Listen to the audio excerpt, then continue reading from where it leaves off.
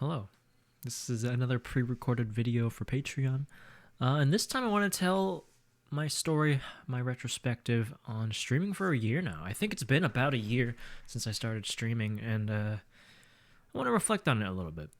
And I will say that this is not necessarily a story with like a super happy ending, it's more of like a very somber look at what it's like to try and grow on Twitch.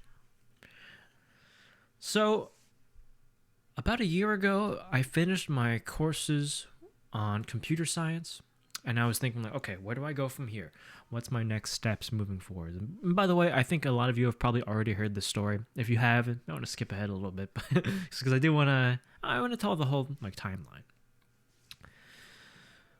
But yeah, after I finished my courses, I'm like, okay, well, now it's time probably to pick up some part-time work, make this skill I've been practicing more employable. So my plan was to teach violin and continue learning more about coding until I can actually like pursue it as a career.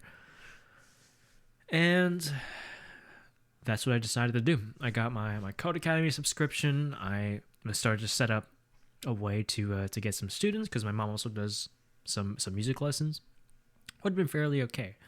But in the back of my head, I had thought many years ago, when I was watching content creators like XJaws or whatever else with the Call of Duty stuff, or like the live commentary, like Woody's Gamertag is another big one. How, or like my real intrigue with content creation. With Blade and Soul, I found that I actually really enjoy talking and explaining things and just like having conversation as a whole. And I thought that streaming is like the logical extension of that. I enjoyed having people watch me play games, and I enjoyed talking to like a large group of people. So I'm like, you know what? I've got some money saved up from all my part-time work. I guess it was full-time, but it doesn't matter. Why don't I try streaming and content creation as a full-time deal, just to see what it's like? So I decided, okay, I'm going to set aside a month. By the end of the first month, I want to be a Twitch affiliate. That's when I can start making some return on investment. By the end of the second month, I want to see some amount of sustainable growth. I actually thought that getting affiliate would be a lot easier for me, because I started off that whole project with already having the requisite number of followers, and my average viewership was like 2.6 from when I played Blade and Soul, and my clan mates would watch me play the game. But it actually did take the entire month to get there, which was, I don't know about discouraging. Like, I was enjoying what I was doing a lot. I enjoyed playing games and just like talking to myself. But it was a little bit of like, okay, I guess maybe I'm not cut out to be a streamer, because people aren't really wanting to watch. The people that do watch say that it's a pretty good time, but for the most part, it's difficult to get to 3 viewers. But when I got there, I'm like, okay, actually, maybe there's a chance here. So over the course of the month, I think I climbed up to like 5 viewers on average. And I'm like, okay, it's cool to see a number that's, significantly above 3, I guess. But also, this isn't sustainable. This isn't enough growth to say like I want to commit an entire year to this. But in that last year, or that last month of streaming, that's when I picked up the Kovacs project. That's when I made the video on like using Kovacs for a month, which like blew up in a huge way about a month after I quit streaming, and really decided like, okay, if I want to pursue this as a career, this is the time to do it. And I always analogize it with like, it's like an NFL or like a football player getting a tryout from their favorite NFL team. You can't say no to that kind of exposure and that kind of opportunity. At least I didn't want to. And indeed, the first time I come back, I'm like, okay, I'm just going to play some Apex Legends with my old friends, see how it goes.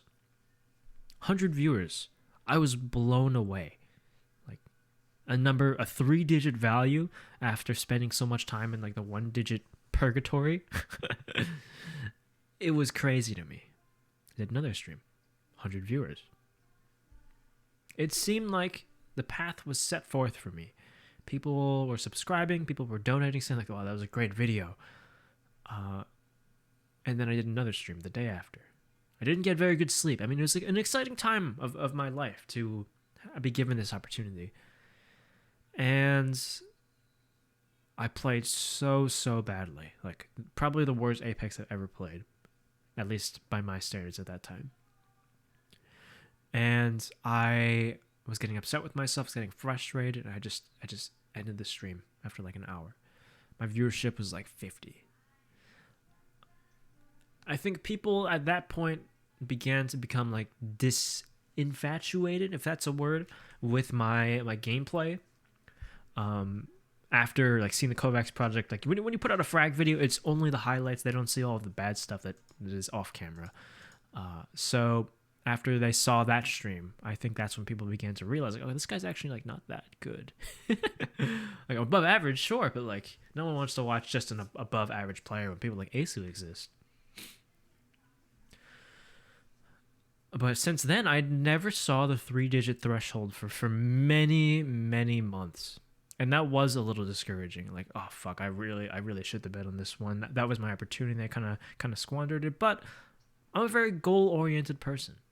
Like I mentioned earlier, I had those like month-long goals, and this is what I want to do with my streaming career.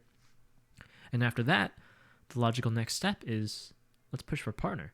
Partnership was like average of 75 viewers, and then a certain amount of time stream. But the viewership is the hard one.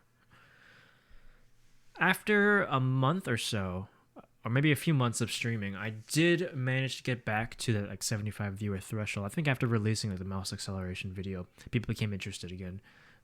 And I was pretty pleased, right? I hit 75, and I submitted my application. It took a while, but then the viewership started to dwindle again. It started to go back down to like 60, and then like 50 and sometimes. And there was one stream that really sticks out in my head as like, what am I doing wrong? And it was when I played Remnant from the Ashes on stream. I thought it would be neat to play the game on like a very high difficulty, where I more or less get one shot if I make a mistake, and it would be like kind of a learning experience. It would be like an incremental, slowly getting better at this one thing, so people can kind of watch me learn in real time. I felt like I was talking pretty well. I felt like I was playing like not great. Obviously, I was getting owned by like the trash mobs, but like it was first time playing the game. But I thought overall it was a solid stream. Like I would watch it back.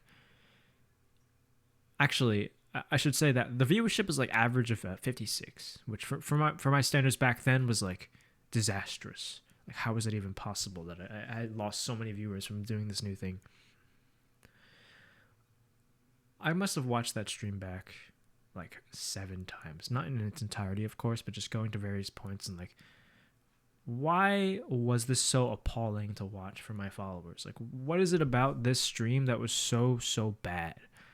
And I couldn't really put my finger on it. And I'm guessing that, well, it's an interesting thing on Twitch. Like the two kinds of streamers that really blow up are the ones that are like super entertaining, or the ones that are extremely good at whatever game that they play.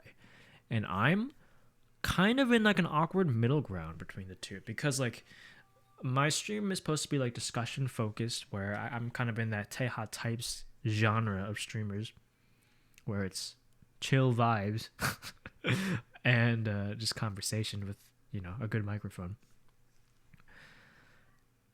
And I'm not that good at like making jokes actively. Like I'm not Northern Lion, I'm not XQC. I can't actively entertain in a huge way. And the same can be said for my gameplay. Like, yes, I'm above average. Yes, I'm like pretty good at FPSs. But I'm not like top 0.01%. I'm not lyric. Like people will just like talk about how good I am at games. Like not really. So it leaves me in an awkward position when I'm not like quite cemented in either genre of a streamer that does super well. That awkward middle ground, I don't think is super appealing.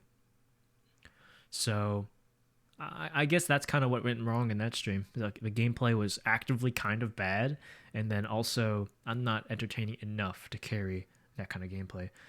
And that's kind of a symptom of what happened to me as a streamer is after I no longer wanted to play Apex on stream, because Apex for me was very stressful. And I kind of realized that after that stream where I had about 50 viewers and I played so badly, it's when I noticed that I have a sort of like performance anxiety when it comes to playing games on stream. Is when I realized that like I actually really don't like when I just play terribly in front of other people. Makes me really nervous. It makes my my face get really hot. And I think a lot of it's really like a self-imposed fear, because a lot of great players still make these terrible mistakes, still miss all their shots and like instantly die, and they're like, oh, whatever, go next. But I don't know. I tried, and I think I did get better at it with time, but it still definitely worried me. And I used to like obsessively check my viewership numbers when it was in like the normal OBS client, and you can just like click the eye to hide or show viewership. I would constantly be like checking it every hour or so, especially like when something bad happened or like I was unsure if people wanted to watch me play a certain game. It was like all right, this is doing well, or like this isn't doing well, or like this isn't something I want to do again. But it was like an impulse. It was a terrible thing for me to do, because like I would see the viewership was terrible, or at least comparatively, and then I would be like, oh shit, this content sucks, or like, oh man, like no one wants to watch this. I would get in my own head a lot when it came to streaming, and that kind of real-time feedback was problematic for a real-time content. But I do still think on average that I can watch back my own streams and kind of get not like enwrapped, but like I enjoy my own content, which is something I think a lot of streamers with like low content self-esteem suffer from, is that they'll, if asked to rate their own content, they would give it like below a 5 or something like that. And I'm pretty confident in what I do, thinking that it's relatively enjoyable because I enjoy it myself. But streaming for me was supposed to be a career. It's supposed to be like a path for me to like have an extra revenue stream. And of course, like I do still enjoy it. That's not, I don't want to say all of this and make you think that I've been hating streaming for the past 6 months. No, it's fun for me. It's fun. I still enjoy talking a lot. But the other concern is that streaming is like a business. Streaming is like a job. And I don't know how to do that. I don't know how to like market myself and like ask people for money. I feel very, very uncomfortable with asking people for money. And there was one instance that I recall very clearly where I sent some viewers to a friend of mine, another streamer, and very soon after that, he got thrown a bunch of like gift subs, and I hadn't gotten a gift sub in like a month or two, right? And this isn't like me complaining about like, oh man, it's not fair that he gets all the money I don't. But there was an element of jealousy, of course, but there was more so an element of why am I not like marketable? Why do people not like, I wouldn't say feel the impulse, but like people didn't seem to like throwing money at me, which is reasonable. But like in terms of Twitch culture, it's a problem, you know? I'm a streamer that people enjoy watching, but not enjoy like paying, I guess, or like donating to. And of course, like I don't mind, because I really enjoyed, and I still enjoy the community and like having this like group of people that plays the games together and talks. But in terms of career prospects, this is a problem. And not understanding why, like what I was doing differently to these people that were getting money thrown at them. Like I didn't get it. I went through this like long laundry list of potential reasonings. And it made me look at other streamers too and do this like sort of unhealthy comparative mindset. Like there was this VTuber streamer. I'm not going to name names. It's not a friend of mine if you're concerned about that. But I knew of them vaguely, and their whole culture was just like having an open Discord, calling each other cute endlessly, and then like they had so many gift subs it would make your head spin. um, and then there's another friend of mine who was a more established streamer than I. He's a great guy. I looked at like his bit leaderboard, which is just like a listing of people that have thrown tips at him, and the top 5 were all in like the thousands of dollars. The top one was like 3,000, and then like the fifth one was like 1,500 or so, which is crazy to me. And then there was the time when he did a stream and he had probably, I don't know, 700 gift subs thrown at him or something ridiculous like that. I asked him about it at that point. Like my theories for why I wasn't marketable. The first one was I connected too much with my community. The people that like actively watched me, like my goal as a content creator was to feel like a friend, feel like someone that you just hang out with, just like just another person that you could talk to when you felt like it. And I think that it's good for creating a community that feels like tight knit, but it's bad for marketing yourself, because like one of the main reasons people donate to like, I don't know, Shroud or XQC stream is because I feel like the separation between viewer and streamer that makes it so like, okay, if I want to talk to them, I should be like putting out money to make the TTS talk to them or like make myself stand out from the crowd. But I kind of removed that barrier, intentionally or not. I guess it was intentional, but for the wrong reasons. I do still believe that this is the case, but like probably not the main reason it happened. The reason that my friend who had all that money thrown at him, the reason he gave was he just kept streaming until he found people that really enjoyed throwing money and really enjoyed the reactions, just like had money to burn. And those were just like his main source of income. All the other people, basically his mindset was like, you just keep doing it until you find the specific types of people that enjoy that kind of excessive spending, which makes sense to me as well. You know, it's like not everyone is in the financial situation to give money, but regardless, it was definitely a crisis of faith for me, and really put me off of streaming for a little bit, because it was just well, let's talk about YouTube a little bit. Like YouTube is a beautiful thing to me because it's so predictable. I put out the viewer interview video. I didn't expect it to go viral. I didn't expect it to hit like 20,000 views even. I just wanted to have something else on my channel, and I think some people could really enjoy it. And that's fine. But I knew it wouldn't go viral because I understand the algorithm. I knew the mouse acceleration video had a good chance. I knew the typing video had a good chance. I thought the memorization video would also do well, which is why I made that one video about like my problem with the algorithm. I thought my thoughts were wrong, but then eventually it did pick up. So I have like a decent kind of intuition on what can and cannot go viral, and that is really great for informing the kind of content that I want to make. And also, like the one-to-one relationship with viewership, watch time, and like income is a lot less stressful than like you can make good content and also you have to market yourself. The two are not necessarily intertwined as closely as like Patreon or Twitch subscribers. And this lack of predictability and this lack of sort of intuition when it came to Twitch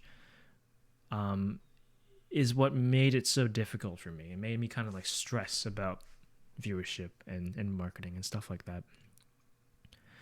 But on top of that, the YouTube algorithm is also amazing for the fact that you do not need to have a pre-established audience to continue gaining more viewership. Like the top 10 streamers that appear on the front or like the sidebar of the page, like when you aren't followed to that many people, just because they're so big, the people that are like the rich get richer effectively. When you're huge on Twitch, people are going to notice that you're huge and then tune in, try to figure out what you're all about, and eventually they'll tune in.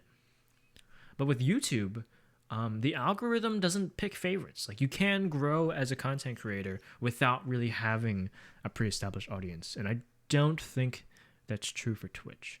I wouldn't even know how to go about increasing your average viewership if you didn't have a YouTube channel on top of that.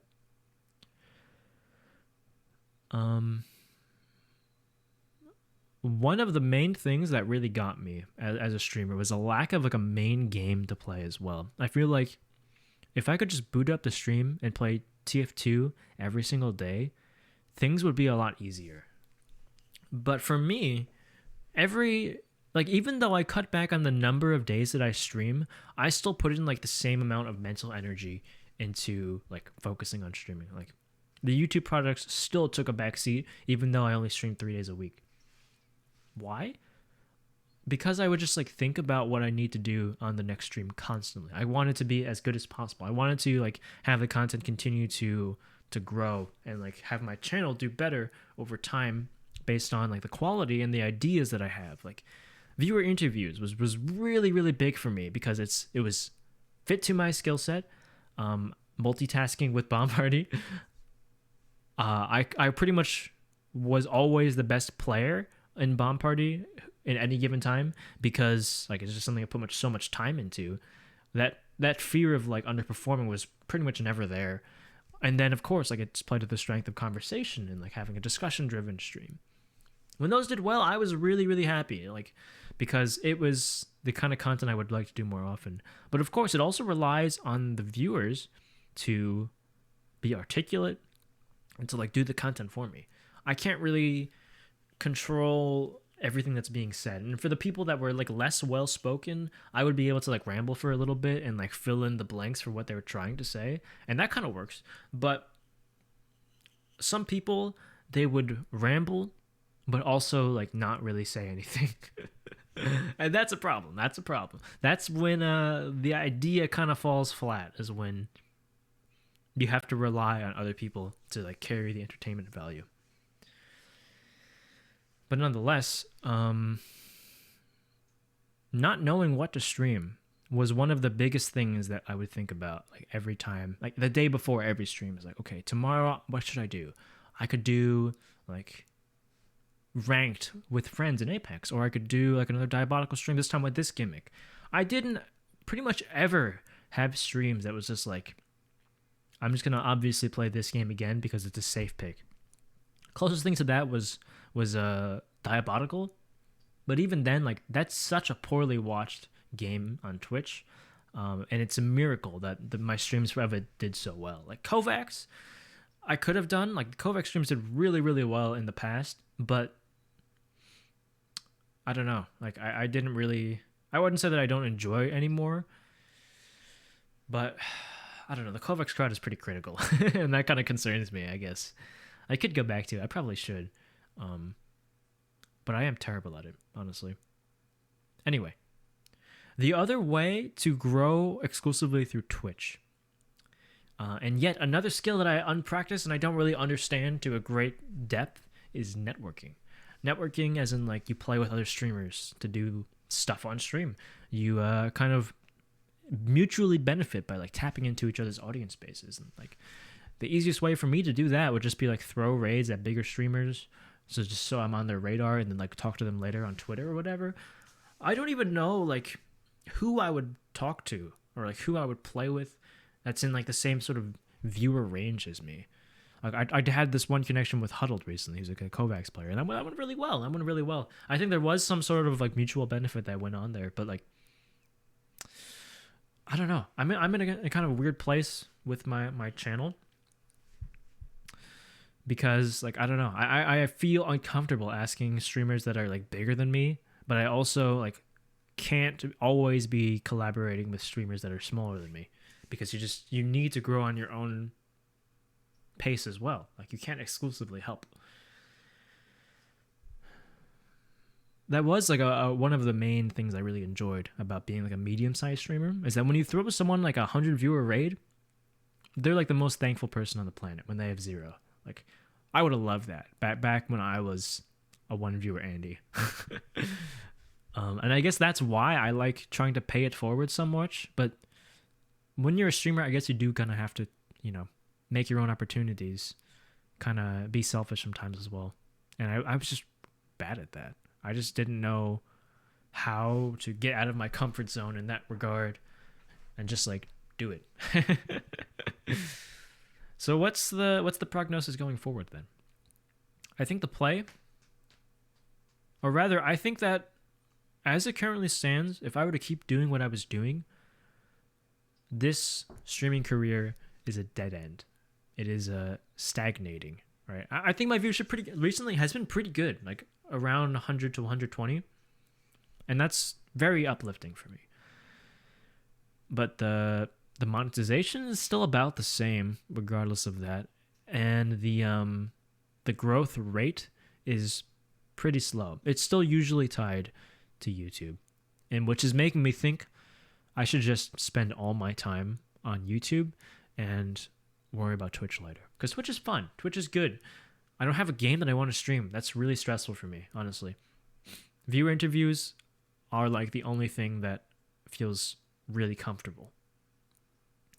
Trying to become a variety streamer when you don't have a pre-established audience is also very, very risky. And I don't want to be... I guess I do want to be a variety streamer. Like, that's why I designed the channel not around Apex, but around, like, improvement. Because it's a broader thing to do. But when it comes to Twitch, like, it's difficult to sell a stream on variety. But anyway, so I think moving forward, the plan for streaming is to keep it on the back burner. To stream when I'm just playing games with friends, or I have a collaboration that I want to do with like people like Huddle again, or things of the like, because I don't know. There's a lot of factors that discourage me from just pursuing it all the time, doing like 5 streams a week or something. It just doesn't feel like the effort that I'm putting in has sufficient return, which is why YouTube was like so good for me. It's because like it made sense. But I could do like so much effort into a stream and have it still flop. That hasn't really happened yet on YouTube. And that's kind of the beauty of it for me, which is why I think that I should get to the point where I just keep building my audience on YouTube to the point where I don't have to worry about like dropping a few dozen viewers per stream anymore. It'll be like self-perpetuating, I suppose. It is not an easy decision though, because I know that there is a portion of the community that really enjoys attending my streams, which I appreciate a great deal. If this is you, thank you for being there for me. Thank you for, continuing to support me through all this. But I think it's just the wrong decision at this point in my career. The fact that I still put so much time and effort into streams, and there's a weird sort of phenomenon that happens to me after streaming for 3 hours. Like, it doesn't make sense that I'm completely exhausted by the end of it, but I am. I feel drained beyond belief a lot of the times, and it's not a bad tiredness either. I don't mean it like that. Kind of like I've done a long day's work, and I just want to do nothing afterwards. Like I don't recall a single time that I finished a stream and then been significantly productive afterwards, because my mental energy has just been exhausted. So yeah, that's why I'm so bad at juggling both streaming and YouTube content creation, is that maybe it's my introversion, maybe it's the fact that I'm not used. I am used to talking a lot, but like actively trying to entertain is not something I've done very much before. But again, I do enjoy streaming. This probably makes it sound like I've despised it. That's not true. There have been times I've woken up and like, I don't really want to stream today, but it's nothing like I hate this. I want this to stop. I just think objectively, it's the wrong decision to pursue it as like an everyday thing, as it currently stands. Like I haven't gotten that good at the skills that I set out to do a while back, because streaming is like consume me. I've got better ideas that kind of fit into a better cross section. Like my original idea for the Twitch channel was like, here's a skill, I'm going to get good at it in a month, and I'm going to stream it on Twitch. No one wants to see the improvement process. No one wants to see that step-by-step, gradual, incremental improvement. They want to see the condensed version. And I realized this pretty early on, which is why I started doing completely separate things on Twitch and YouTube. And that's problematic as well, because getting someone to come from one platform to another one is easy when your stream, like your YouTube channel, is just like stream highlights. It's a lot harder when you're doing like edited video essay storytelling stuff, and then you want them to just watch you talk about, I don't know, origami for an hour or whatever. Some people are down with it, some people are not. But yeah, this obsession that I have with statistics, viewer metrics, like follower to average viewer ratios, it bothers me for sure, and I think that's super super unhealthy. That's basically all I have to say though. With this in mind, I am a little bit excited to start pursuing YouTube projects more actively again though. Like, I want to spend this time that I would normally spend streaming on like scripting and having more ideas and like getting them done faster, while also like occasionally having these like diabolical late night streams or things like that. If there is a game that comes out that I love, I will definitely just like stream it all the time. If it's like also people want to watch it, that would be cool. Honestly, Aim Gods was kind of like that for a few days. I mean, people didn't really want to watch it, but like people existed for the drops, and I was having a lot of fun playing it. And those two streams I think are really great. Like, I watch them back, and I noticed like how good of a time me and Goonsky were having, or me and Yosh. Like, it's a pretty fun stream because it's pretty obvious I'm having a good time as well. Apex, it's really hit or miss. I even pulled the like, I can't stream this because I'm playing so badly and like my frame rate is terrible on one of the recent Apex streams. And I said that I've kind of gotten over it, but it still exists for sure.